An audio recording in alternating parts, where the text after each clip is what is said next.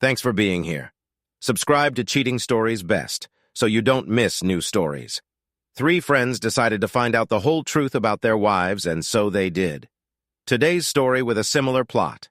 Enjoy watching it. There was nothing youthful about us except our actions. Three grown men acting like a bunch of teenagers. It was a bad situation, and we tried our best not to let it consume us. It's easy to become bitter and vindictive when your wife cheats on you. It takes self-control not to explode. As long as the three of us were together, we could support each other. So which of our wives cheated? All of them. All this happened within 6 months. My wife Loretta jumped into action and had no problem getting Dee and Colleen to join her. By the time the three of us realized what was happening, it was too late to save any marriages. None of us were interested in trying. Tonight, everything fell into place. Surprisingly, neither of the wives suspects that we know what the hell is going on. We've spent the last month preparing, and we're really excited to make it work. Woody, Terry, and I grew up together. We were born and raised in Waldorf and originally planned to retire here. Unfortunately, everything changed when the wives went crazy. Tomorrow, we are leaving for our new life in Canada. Tonight would have been our last juvenile romance. Why youthful? Well, what we planned was childish and inappropriate. We preferred this to cruelty and vindictiveness. It was Terry's idea to go to Canada. The three of us went fishing there every summer. We always had a great time and often talked about how great it would be to live there permanently. Of course, we were all married and had children. Both of my daughters got married and moved away. Terry had a son who served in the Air Force. Woody had 2 sons in college and a 17-year-old daughter, Caitlin, still living at home. Caitlin would have been a problem until Woody found out that she was aware of what her mother was doing. She threatened to leave if he didn't do anything about it. As a result, 3 guys and 1 purposeful teenage girl went to Canada. It was difficult for a while, but we all agreed that we could still make it work. Terry was the chef. In fact, he was a cook. He had no formal education, just a lot of experience. For the last 10 years, he endured a small family restaurant. Well, they actually had a restaurant until Terry sold it last week without Dora's knowledge. I'm not sure how he pulled it off, but he walked away with $100,000 in cash. When he added that to all the money he had withdrawn from the bank and cashed out on insurance policies, we had a pretty good startup package. Woody owned an auto repair shop with his brother Glenn. Glenn had been trying to buy out Woody's share for years, so that was another easy $100,000 for us. He got almost half that for his 1964 Corvette. Today, he cleaned out all his bank accounts. I was the only one in the whole group who went to college. I didn't have a business like the other guys, but I had over $250,000 in investments. I was earning a good salary as an electrical engineer and investing wisely. Even in a bad market, I was able to stay in my ground. It took a couple of weeks to clean up, but it was all done now. So in total, we had about $1 million. Our initial goal was to purchase a fishing lodge, but at some point we were landed and settled on one where our guests could arrive by car. It ended up costing us almost $500,000, but we were happy. We had enough cash left over to get started and support ourselves for at least 4 years. If we made money, everything would be even better. We all packed our things and were ready. Tomorrow morning, a caravan of 3 cars sets off for new life in the northern woods. Wow, that sounded about as exciting as Little House on the Prairie. Loretta worked in the claims department of one of the major insurance companies in the area. Somehow, she became close with her boss, Raymond. To meet Raymond in the evenings, she persuaded Dora and Colleen to fill in for her. The girls would go out for dinner and drinks together or to some house party so that Loretta would have the opportunity to meet Raymond at his house. This went on for a couple of months, and then Raymond set up a date with Colleen. The girls didn't want to leave Dora unattended, so a couple of weeks later, she also got a permanent chaperone. So as it stands, every Wednesday night the girls hang out while the guys play poker. The 3 ladies and their lovers spent time at Raymond's country house. We never found out if any exchange took place, but it didn't seem to matter. Woody chose the holiday and has his meeting place. We waited at home until the wives went for an evening walk. For some reason, each of them arrived in their own car. I think this was in case one of them wanted to leave early or stay late. Caitlin wasn't happy about having to wait for us at the motel, but we couldn't risk taking her with us. We weren't planning anything particularly complicated, but we could still run into problems. Woody and Terry were planning to go straight back to the Holiday Inn, so they went together. I wanted to see Loretta one last time before leaving, so I took my car. There were 6 cars parked in front of the upright house. It seemed like everyone was driving on their own. About half an hour after we got there, the light in one of the bedrooms came on and then went out again. Soon after, the same thing happened in the other 2 bedrooms. We each had a set of side-cutting pliers. It took less than 2 minutes to cut all the valve stems on each car. I had surveyed the house a week earlier, so I knew exactly where the electrical service box was. The individual switches were inside, but the main panel was outside, just above the meter. While I was climbing into the house, Terry and Woody were preparing smoke bombs. Terry built 10 smoke bombs using PVC pipe. I don't know what was in them except saltpeter and sugar. Terry tested them, and they burned for 20 to 30 minutes. They were big dupes. Woody walked around the back of the house, and Terry walked around the front. When I saw the first wisp of white smoke, I pressed the main power switch. Using my tools, I opened the box and pulled out the main switch. By the time I got to the car, all 10 smoke bombs were working at full power. Most of them were white, but a few were orange and red. When we left, the house was completely enveloped in smoke. I'm the way home. I used my phone to call 2 local television stations. At least an hour had passed, where a car door slammed in front of the house. Loretta looked shocked when she walked into the house. I sat in front of the turned-off TV with a beer. It wasn't cold because I had been holding it in my hand for the last half hour. "How's your evening, dear?" she asked, putting down her purse and kicking off her shoes. "I had to take a taxi home." "The car has a flat tire," she replied. "Why didn't you call me?" There was no answer. "Do you want me to go pick up your car?" "No, I'll take care of it in the morning. I'm tired. I need to take a shower and I want to go to bed." "Loretta, where are your earrings? You wore diamond earrings when you left the house." Her hand rose to her ear and her mouth opened slightly. I expected her to say that they were in her purse, but she didn't say anything. "Let me guess. You took them off so as not to lose them in bed. You left your purse in the living room so you had to put your earrings on the nightstand. When the lights went out, you forgot your earrings and your rush to get out of the house." She looked at me questioningly. "How did you know that the lights went out?" I picked up the main switch that I had taken out of the box. "Oh, God, no. You were there. Please, John, don't tell me you were there." I smiled and got up from the chair. I was not alone. Terry and Woody were with me. "We'll leave in the morning. We bought a shrimp boat in Beulah, Batchery, Alabama. I hope you and Raymond will be very happy." "John, wait, don't go." "John, can we talk?" I slammed the door behind me and walked to the car. I passed the upright house on the way to the motel. There were a couple of black and whites and 4 tow trucks trying to get the cars out of there. I parked down the street and walked straight into the garage. Nobody tried to stop me. The house was dark and empty. I used a mini flashlight to check the bedrooms. In the second, I found a pair of diamond earrings along with both of Loretta's engagement rings. I found it interesting that she actually removed her rings before committing adultery. 10 minutes later, I was at the Holiday Inn. Loretta called the other wives, and they desperately tried to work things out. According to Terry, Dora cried so hysterically that he could not understand a word she was saying. He turned off his phone. Colleen, on the other hand, wasn't as emotional. All she did was demand that Woody come home immediately and explain himself. He also turned off his phone. We booked 1 room with 2 double beds. Caitlin wasn't thrilled about sleeping in a room with 3 guys, but it was added at the last minute, so she had to endure it. We slept in her clothes and hit the road at 5 in the morning. The next day, we had a room booked for the next night at Plattsburgh. Woody promised Caitlin that she would have her own room. We had been on the road for about 5 hours when my cell phone rang. I forgot to turn it off. Colleen, I did showed it was my eldest daughter, Sarah. "Dad, this is Sarah. What's going on between you and Mom? Is she there?" "Yes, and she is desperate. She said you won't let her explain anything. Did she explain this to you?" "No, she simply said that you were being unreasonable and unfair. That's all I can get out of her. Sarah, do me a favor. See if your mother is wearing her wedding rings." There was a short pause. "No, what does it mean? Ask her where her wedding rings are."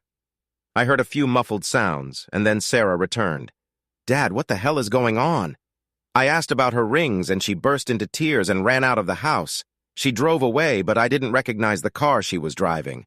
When your mother is ready to tell you what happened, I will talk to you. Until then, I really have nothing more to say. I'll stop by her house later today." I turned off my phone. I didn't need to call anyone anymore. At noon today, each of the wives will be served with divorce papers. Raymond Upright will receive divorce papers as well, Carl Wilcox and Dennis Roswell. Our mutual lawyer, Seymour Schlump, promised to keep us updated if he had a chance to contact us. Seymour went to school with us and was proud to be part of our revenge efforts. In fact, this is not revenge, but simply a way to get away from the problem. 2 days later, we settled into our new home. I hope our wives expected us to go to Alabama. It would be easier if no one was looking for us. Terry was delighted with the kitchen, his new empire. The lodge closed for 2 weeks to allow us to familiarize ourselves with the situation. During this time, several old employees visited us. Woody had his hands full between starting the boat's engines and the home of the lodge's generators. He had very little free time. Caitlin agreed to wait tables and keep the house, but since she wasn't a co-owner, she wanted to be paid. How could we refuse? By the time our first guest arrived, we had everything ready. Terry planned the menu and stocked the pantry. Woody tuned all the boat motors. The general management of the establishment fell on my shoulders. I liked this challenge. Experienced local fishing guides eagerly awaited guests. What they prepared depended on how successful their trip was. We didn't have to worry about that. Whenever I had the opportunity, I worked on the lodge's website. The better the website, the easier it would be to keep rooms occupied. Terry, Woody, and our fishermen. When fall came, we had to start providing services to people interested in hunting or anything else. At that moment, we had no idea what we were going to do. We decided to cross that bridge when we came to it. Things were going great at the lodge. At home, things were different. Seymour called to give us the latest news. Dora was the only one of the wives to sign and return the divorce papers. She didn't want a divorce, but she felt obligated to do everything Terry asked her to do. However, she became a recluse. She stayed at home most of the time and refused to talk to anyone. Colleen disappeared along with Dennis Roswell. Seymour couldn't even serve them. Nobody knew where she was. Seymour saved the worst news for last. Loretta refused to sign the divorce papers, and Raymond Upright moved into her house, our house. So much for the repentant wife. I was useless at the lodge for the next few days. Finally, Woody and Terry sat me down and insisted that I go home and straighten things out. I didn't wait until the morning. I woke up in the middle of the night and drove south. It wasn't fair to the guys if I didn't do my part. I had to fix everything. Of course, I doubted myself about halfway through. I'm not a marathon runner. I rented a small room and called Seymour. I told him to sue Continental Paragon for $1 million with a settlement class. If they fire both Loretta and Raymond, I'll drop the lawsuit. Seymour complained a little because he knew which option they would choose and saw big money flying out the window. I told him to bill me for his time and hand over the paperwork tomorrow at noon. I got up early and hit the road. By 8 o'clock, I was sitting opposite the house, out of sight. 10 minutes later, the garage door opened and Loretta and Raymond drove off to work together. It looked natural, and it made me angry. It was time for some more youthful antics. I went to Kroger and bought half a dozen cans of red beets and a pack of rubber gloves. By that time, my favorite Eastern market had opened. The first purchase was 5 kilograms of what is commonly called stinky tofu. I bought 5 packages of frozen skinny fish in the frozen food section. I don't know what it's actually called. We bought it as fish bait because it smelled terrible. We just called it skinny. The last thing I bought was a couple of durian fruits. The durian fruit is considered the most false-smelling food in the world. I was confident that I could figure out how to use it. 30 minutes later, I returned to my old house. I figured I had about 3 hours to do what needed to be done. The first step was to use the skinny before it started to thaw. All I needed was a regular screwdriver. I went from room to room and removed the covers from every electrical switch and outlet. I threw 2 fish into the wall behind each device. It took me about 10 minutes to complete each room. After an hour and a half, I ran out of fish. The stinky tofu was soft and mushy. It spread like butter. I used it on the top and bottom of mattresses and on all furniture cushions. The smell permeated the fabric and was impossible to remove. I had to use a kitchen knife to cut the durian into pieces. Wow, it smelled rotten. I stuck a piece deep into each of the heating and air conditioning ducts in the house. I walked around to inspect my work. I carefully screwed up all the electrical appliances so they couldn't figure out where the smell was coming from. Pleased with my efforts, I sprinkled red beet juice on every carpet and every room. No stain remover can remove it. I was done in the house. Before leaving, I went into the garage and opened the breaker panel. I removed each switch and then the main one. I pulled out the panel and used my trusty screwdriver to unscrew each connection. It was a real nightmare for electricians, especially since I took the panel and switches with me. My work here was finished. Now they can take the house. In 30 minutes, all hell will break loose a continental paragon. It was time to leave. For some reason, I felt I had to stop and see Dora. She let me into the house and offered me coffee. I felt obliged to accept the invitation. She asked how Terry was doing, but didn't ask anything else. We sat in silence until I finished my coffee. I asked her if there was anything I could do for her. She burst into tears and left the room. As I approached the door, she called out to me, "John, tell him for me. Please, tell him. Tell him what?" She came back crying again. It was difficult for me to understand her. "I didn't sleep with him." "John, tell Terry I didn't sleep with Carl. I did some other things, but I didn't sleep with him." "What do you mean by other things? You know, he continued to harass me. I had to do something to make him stop. I didn't even want to be there. Colleen and Loretta made me go. They thought that if I did it too, I wouldn't say anything. I felt trapped. I just stood there. I didn't know what to say. Please, John, tell Terry I didn't sleep with him. I love Terry, and I regret letting Colleen and Loretta talk me into going with him. I don't know what to do. Help me, John." I felt worse than before I came. I nodded to her and left. She sincerely repented of what she had done, but did not know how to fix it. Before heading back, I stopped to see Sarah. She no longer spoke to her mother. Loretta didn't tell her what happened, but somehow she found out. When Sarah confronted Loretta, there was an argument that had not yet been resolved, another damn disaster. I was close to Plattsburgh when my cell phone rang. Sarah must have given her my number. "John, you son of a... What the hell have you done? Can you be a little more specific? I was fired today. They said they had to either fire me or go to court. Your name was mentioned. This is terrible, dear. I was hoping they were just paying me $1 million. I think we both lost. It was hard not to laugh. That's not all. When I returned home, I found the house destroyed. There was no electricity, and the smell was simply disgusting. What have you done to my house? This is not your house, Loretta. You refused to sign the divorce papers. This is our house. It's as much mine as it is yours, and I can do whatever I want with it. I called the police. You'll have to pay to have it fixed and have the charges dropped. Why don't you just ask Raymond to fix it? He seems to handle things better than me. He would be glad to talk to you about it. John, especially since you got him fired too. I'll tell you what, Loretta. Next time I'm in town, I'll give him a call." The conversation was becoming a little redundant. I was glad to hear that everything went well, but I really didn't want to talk to her anymore. I never bothered to say goodbye and just turned off the phone. I hoped to be back at the lodge in time for breakfast. Everything went smoothly while I was away, except for one small problem. "Caitlin, where the hell is your father?" "Hello, John. Welcome back. Dad will only be gone for a couple of days. He had a little problem he had to solve in Vegas. Yes, he had to borrow some cash for the trip.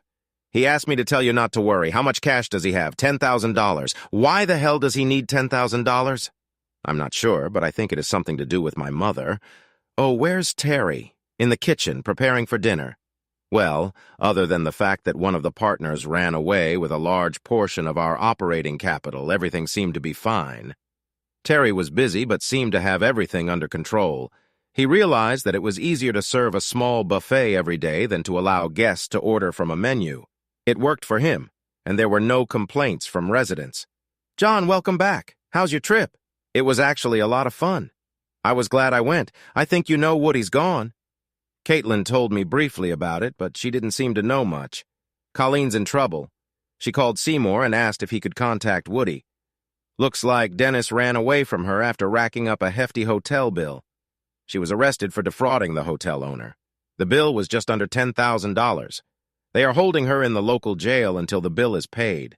She faces some jail time if nothing is done soon. You're not saying that Woody is going to use our money to pay a hotel bill for Colleen and her boyfriend? I don't think so. He smiled as he left. He might have something up his sleeve. God, I really hope so. We may need this money for the winter. He bought a round-trip ticket, and she returned this evening. I turned to leave when I remembered my visit to Dora.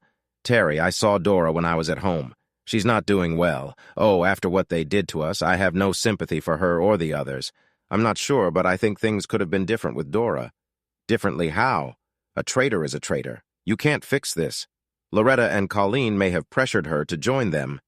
I don't think she wanted it, but she felt forced into it. Is that what she told you? Not really, but she wanted me to be sure to tell you that she didn't sleep with that guy. Then what the hell was she doing there? I didn't answer him. There was a brief pause in the conversation before he began to put two and two together. Oh, don't tell me. It's great, just great. She said she felt like she had to do something. She insisted that I tell you that she didn't sleep with him. Apparently, Loretta and Colleen really pushed her. I could tell Terry was upset. I'm sorry, John, but as far as I'm concerned, what she did was as bad as sleeping with him. She shouldn't have been there at all. I left him to think alone. I think I understood what was going on in his head, but I have to admit that I didn't know what I would have done under the same circumstances. It only took me a few hours to finish today's work. I needed to figure out how we could make money during the winter months. We closed the fishing season, but we needed a little more. We were not interested in competing with hunting camps and unanimously rejected anything that had to do with snowmobiles. My research was interrupted by a new guest. A man at F was an amazing woman. God, that was a corny line. I kicked myself for even thinking about it. She was over 40, had short dark hair and a permanent tan. She was not a beauty, but her posture and demeanor made up for it. I assume you're the new owner. One of them, how can I help you? I can take care of myself quite well. I'm a man at F. I have been coming here regularly for the past few years and hope to continue to do so. I hope you haven't changed too much because I hate change. If there are any changes that you don't like, just let me know. I will do that, I assure you. I felt like she was trying to tease me a little, but I wasn't sure of her purpose. It was my responsibility to make her happy, but I wasn't going to let her bully me. Luc Boudreau was my constant guide. I assume he's still available. Undoubtedly. I'm going to spend the rest of the day getting settled in. Can you make sure Luc will be here in the morning? No problem. Miss F. Luc Boudreau was more than happy to tell me about Amanda F. For some reason, she liked him. He was no better or worse than the other guides, but he refused to listen to her chatter. He said she seemed to like it. The only thing that interested her was pike fishing. It was strange because she came from Burlington in Lake Champlain. There were a lot of lakes. She had no reason to come to us. Luc wasn't sure, but he thought she was divorced. She had a son who only went on one trip with her. He hated spending time at the lake, so she never took him with her. She tipped big and seemed to be Luc's favorite guest. Pike fishing was an unusual choice for a woman. It wasn't exactly exciting. Hooking and landing a pike is like catching a log. She never bought any of them. It was strictly catch and release. There was something mesmerizing about her. I was looking forward to her staying with us. Somewhere in the middle of the night, Woody returned. When I came down the stairs, he was half finished with his breakfast and seemed glad to see me. Tell me the bad news, Woody. How much did your trip to Vegas end up costing us? Woody laughed quietly as Caitlin poured me a cup of coffee. Not a cent, buddy. Not a damn cent. You seem to be in a good mood. I didn't expect this. I paid for the ticket myself, John. Round-trip tickets for Las Vegas excursions are quite cheap. I took a lot of cash with me to show off to Colleen. It worked perfectly. What worked? Woody finished his meal and pushed his plate aside. They held Colleen until she could pay the hotel bill. She and the idiot didn't pay. He ran away from her, but she wasn't smart enough to understand what was happening. When she pays $9,700 plus core costs, she will be released. I showed her the money and promised to take care of everything as soon as she signed the divorce papers. I've never seen her act so quickly. I thought you said it didn't cost us anything. John, I'm not that stupid. I took the signed papers and walked straight out of the courthouse. I'm sure it was several hours before she realized I had fooled her as much as Dennis had. I mailed the signed papers to Seymour and boarded the next plane back to Montreal. You're a nasty son of a Woody. Yes, I know, and I feel great. When Caitlin came over to pour me coffee, I asked her to bring me something for breakfast. She said it would take a while because Terry had left. So what the hell is going on?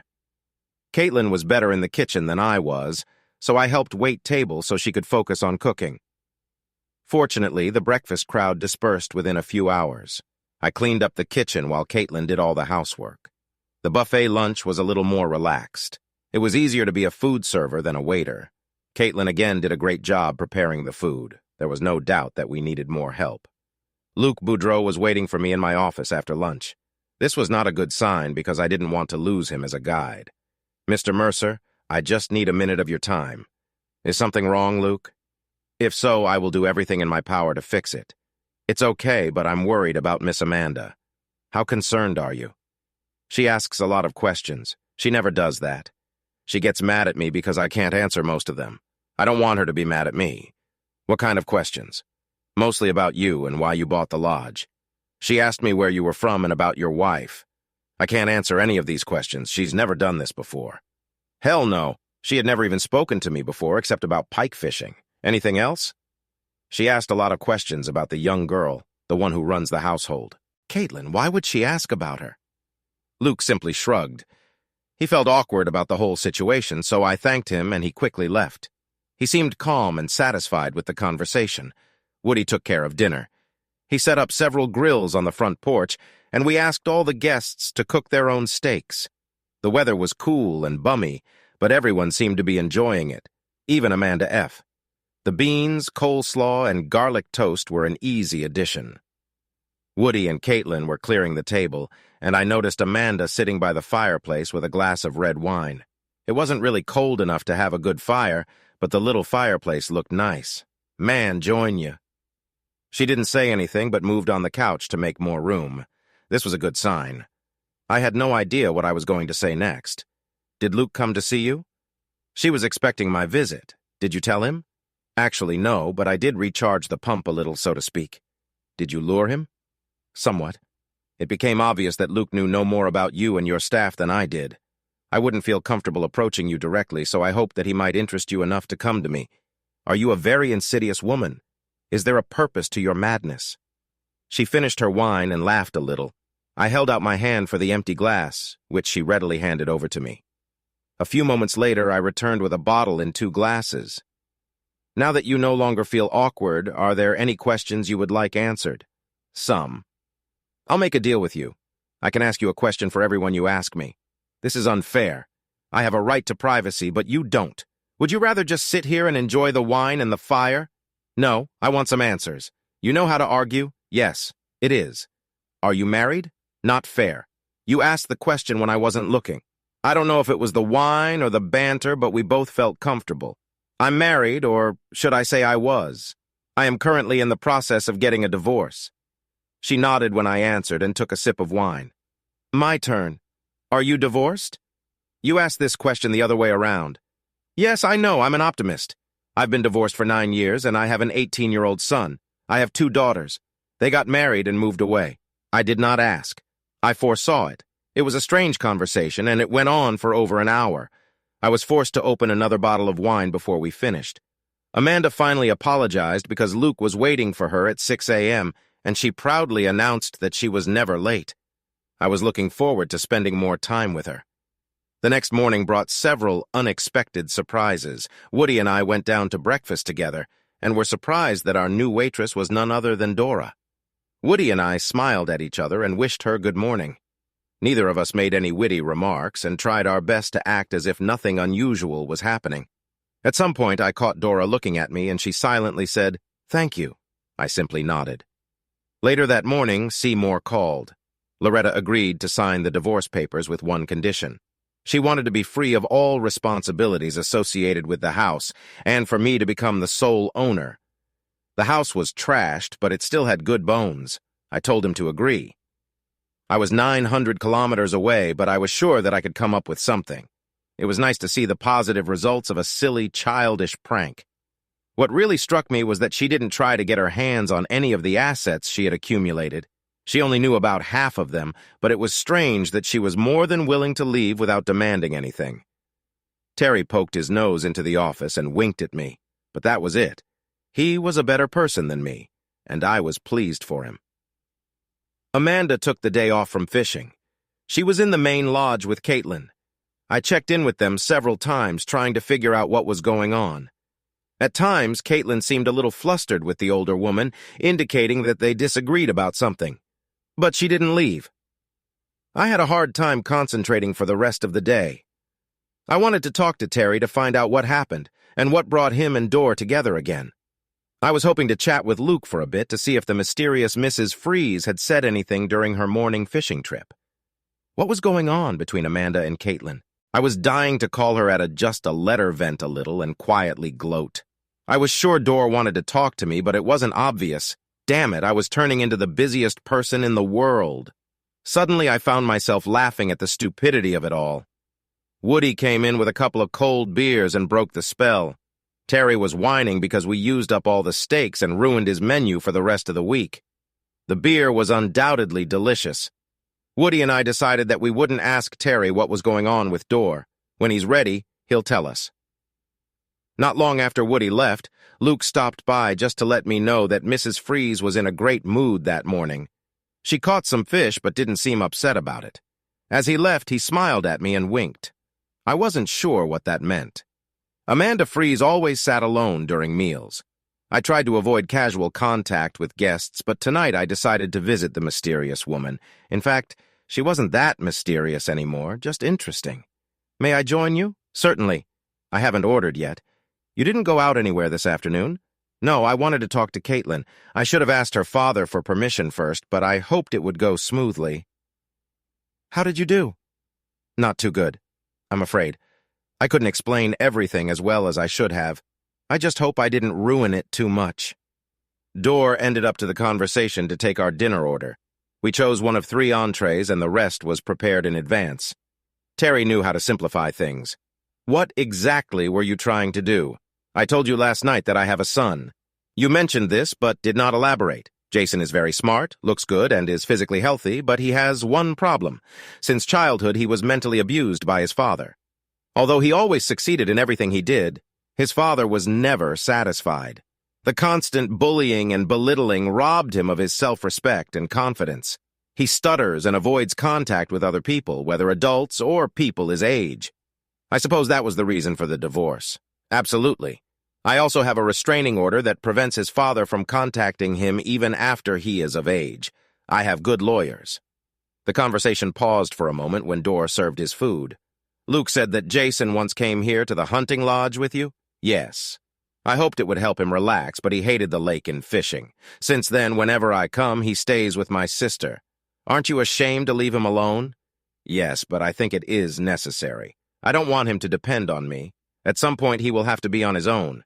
Each time I try to stay away a little longer to prepare for it. Unfortunately, leaving him with my sister doesn't help much. I think I see where this is going, but why Caitlin? She's the same age as Jason. She seems balanced and confident. She works hard. Other than that, I don't know much about her. She is attractive, and people seem to feel comfortable around her. What exactly did you expect her to do for you, or should I say for Jason? All I wanted her to do was spend some one-on-one time with him. I was hoping that I could bring him here for a few weeks, and maybe he would open up a little. He is scheduled to attend Princeton in 6 weeks. In his current condition, he will not be able to go. I have spent thousands of dollars on professional therapists, and it was all wasted. That's probably too much to expect in 2 weeks. I have to try something. I noticed that Caitlin didn't seem too happy. She promised to think about it, but I'm afraid it doesn't look too promising. Would you like to talk to Woody? I was hoping you could do this for me. Why me? I'm good at reading people. Unfortunately, I allow my father to choose my husband. I will never make this mistake again. I'll see what I can do. Will you have dessert? I will do so if you join me. I found Caitlin and Woody on the porch. It was cool but beautiful. Can I interrupt? Certainly. Caitlin and I were waiting for you to come out. How was your dinner? Interesting. Your beautiful daughter was the topic of our dinner discussion. This is what we hoped for, Uncle John. She made me angry. I can't tell if she wants me to be an Annie for the children or an easy woman. I wasn't actually her uncle, but she got used to calling me that many years ago, and it seemed to stick. There is a big difference between these 2 options. Well, I'm not happy with any of the options. Is that how she presented it to you, or did you come to this conclusion yourself? Caitlin waited a moment before answering. No, I just assumed that this was what she was getting at. Either way, I have no intention of spending my time with a whiny baby. Poor choice of words. Woody seemed a little annoyed at his daughter's insensitivity. Well, I don't know how else to describe it. Mrs. Freeze tried to explain what was wrong with him, but I really wasn't paying attention. My thoughts were racing from side to side. Caitlin, he's going to Princeton in a couple of months. He is not stupid or mentally deficient. In fact, as far as I'm concerned, he's pretty darn smart. Woody and I watched his daughter pace back and forth on the porch. No, it's still wrong, she said. She offered me money to take care of her son. I'm not an Annie, and I don't— She stopped mid-sentence. I'm not an easily accessible woman. You don't pay someone to spend time with someone like that. I smile at her audacity. I have a simple solution. Why don't you tell her that you will do whatever she wants for free? This way your reputation will remain untarnished. What is your reputation? She asked. I don't care what other people think. I have to come to terms with myself. Woody laughed quietly at his daughter's attempt to act like an adult. What she said made sense, but it took too long. How can I do my job and watch him at the same time? Dora can take on all your kitchen and dining duties, and Jason can help you with the housework in the morning. Thus, the second half of the day remains free. What should I do with him then? Run without clothes through the forest and make love? Woody tried but couldn't keep a straight face. It was a stupid way to tease his own daughter, but she was open to it and he just couldn't resist. Damn it, Dad, stop it. This is serious and you and John are turning it into some kind of joke, Caitlin exclaimed as she plopped down on the bench between us. Okay, I'll do it. But only for 2 weeks, Woody hugged her.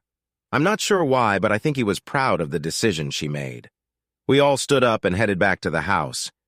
Dad, why can't I get into Princeton? Woody just groaned and shook his head. Later that evening, Amanda and I were having coffee in front of the fireplace. She seemed pleased with how things were going and decided to extend her stay at the lodge so she could be there at the same time as her son. She seemed a little upset when I expressed my disapproval of her idea.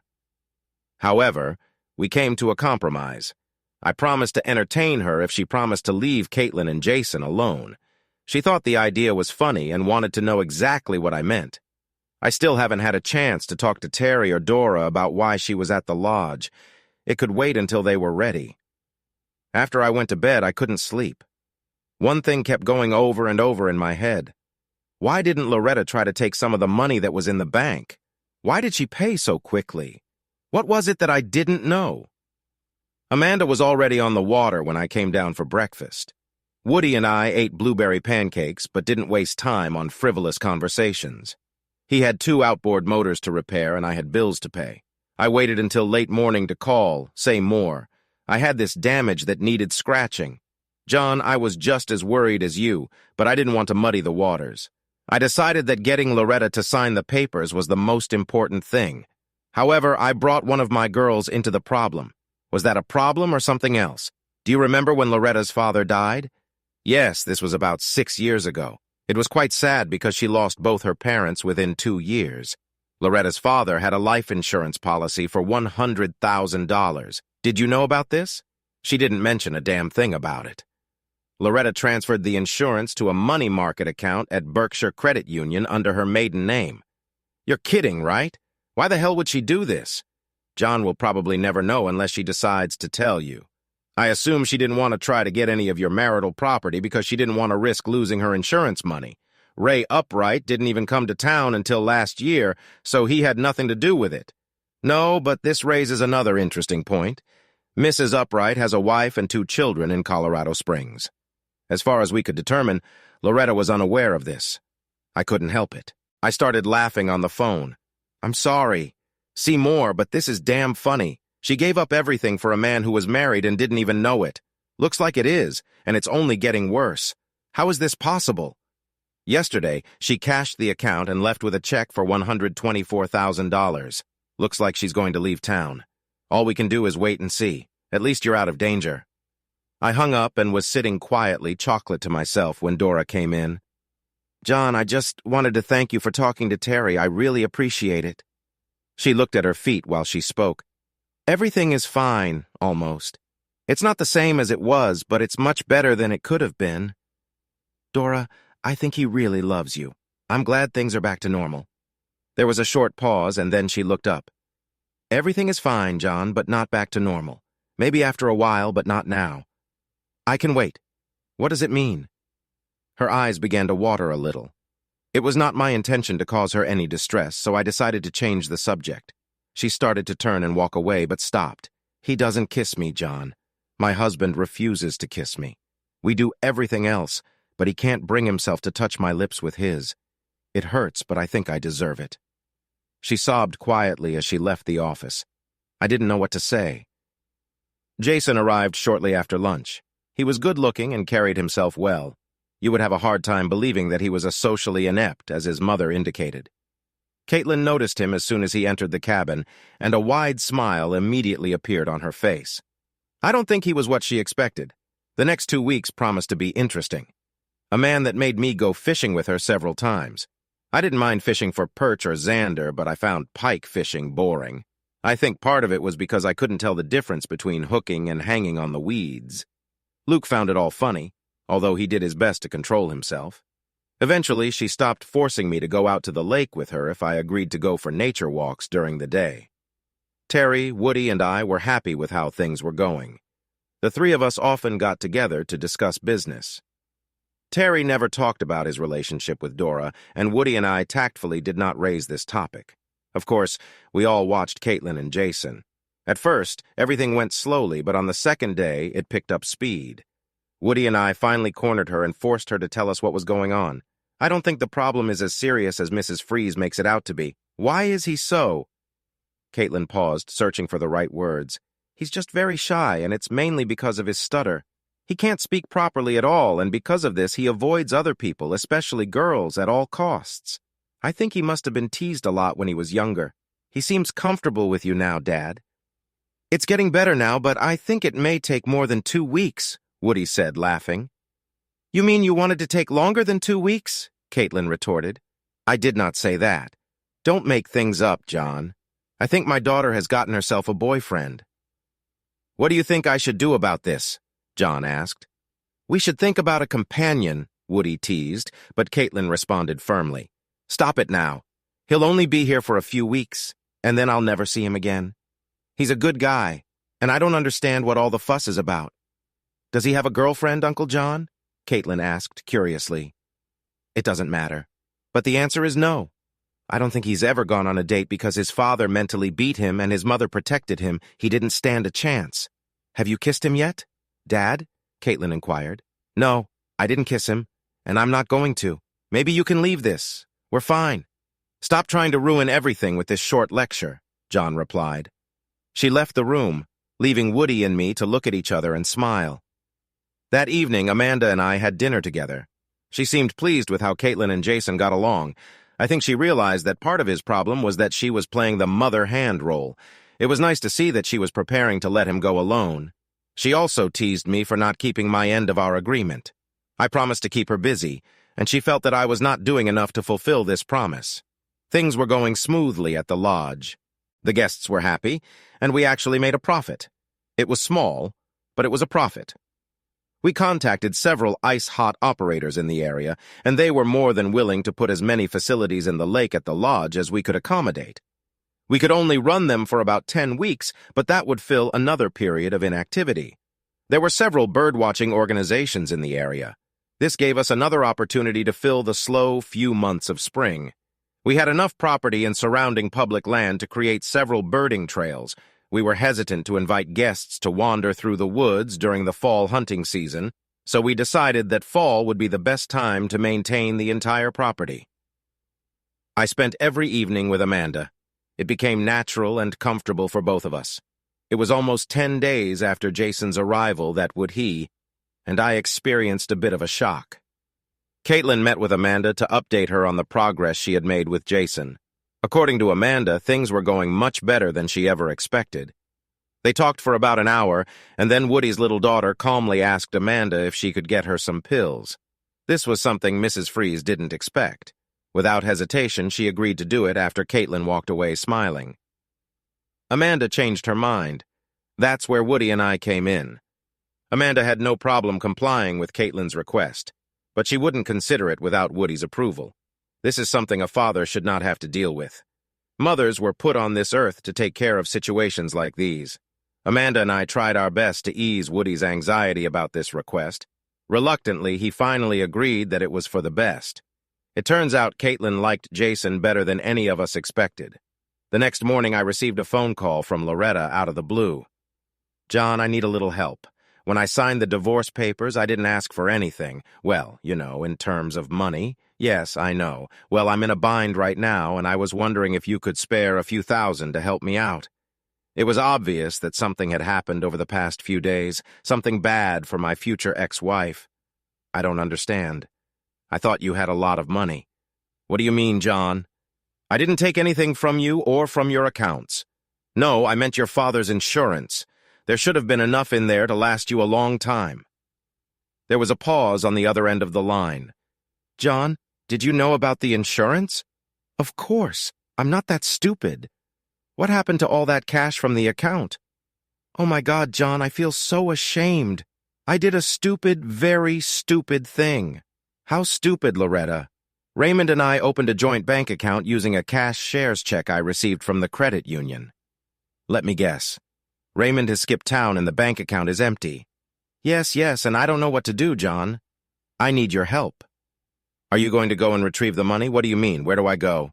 "I have no idea where he is or where he might go. I'm guessing he's on his way to Colorado Springs to see his wife and kids."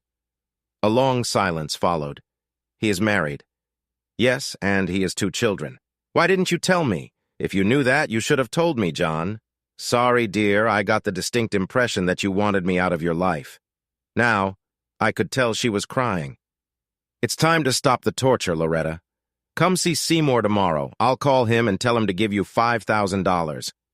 This should last for a while, at least until you can get to Colorado and find a lawyer there to help you." "John, yes, thank you. That was the last time I spoke to Loretta. I think a lot of guys would say that I shouldn't have given her anything. That was my first instinct. She screwed up so badly that I just couldn't help but feel a little sorry for her."